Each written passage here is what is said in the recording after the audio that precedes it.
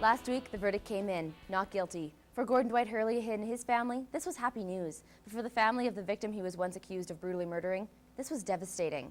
Now they say they're faced with two possible realities. Jarita's murderer was either released because of new DNA evidence in the retrial, or the RCMP never charged the real killer at all. Neither scenario is settling, and they're left to ponder what their next move will be. At 8 Eastern, 5 Pacific on CTV. You're invited. Shoot. Sponsored in part by L'Oreal Paris Superior Preference, the gold standard in hair color. It started right after a second jury uttered two small, powerful words: not guilty. I had to go down that road to feel, is it all real? Did he really get away? I couldn't believe it. What were the jury thinking? The body of 20-year-old Jarita Naistus was found in a downtown Lloydminster motel room in October of 2005. Gordon Dwight Hurley was convicted of second-degree murder in 2007 and sentenced to life in prison.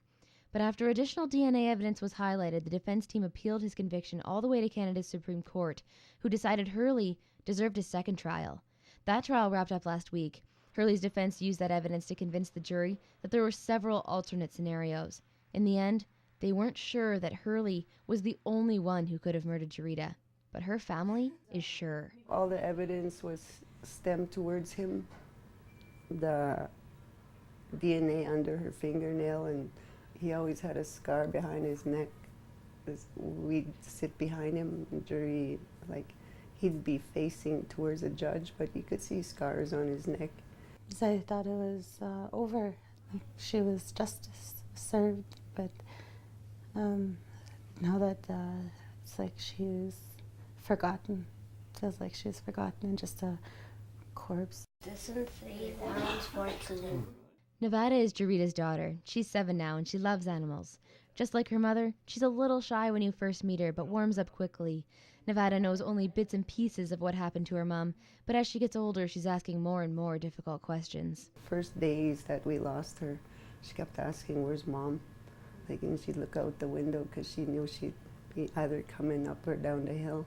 Connie knows one day soon she'll have to explain her mother's murder, but she'd prefer to tell her that the case is closed, that her mother's killer is behind bars and her spirit rests in peace.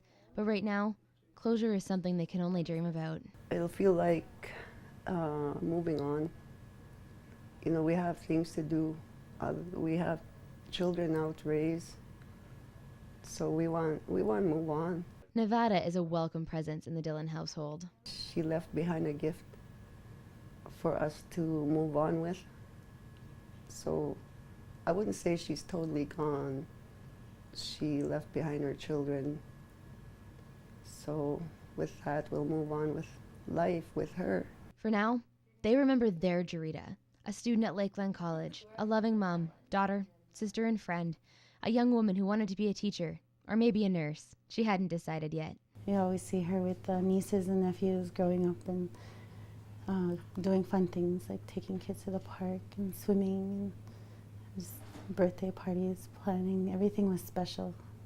Even my brothers and sisters, everything was special. Everybody was special. She was a really important person in our family. It's hard to describe such a perfect daughter. All the words to say. She is loving, kind, always had time for other people's children. It's with this attitude they're petitioning the RCMP to reopen the case. They're asking the public to bring forward any information they can remember. They say we got to fight back, or he's going to get away. I don't know about other people, but I fear him being out there in the public. The RCMP have not committed to opening the case.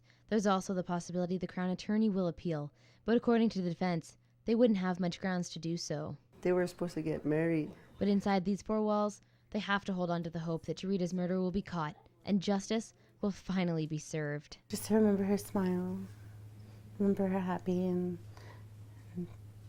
just how kind-hearted she was, and keep that memory of her alive. Very seldom bring this out. Sometimes I do. When I get lonely, it helps the tears fall.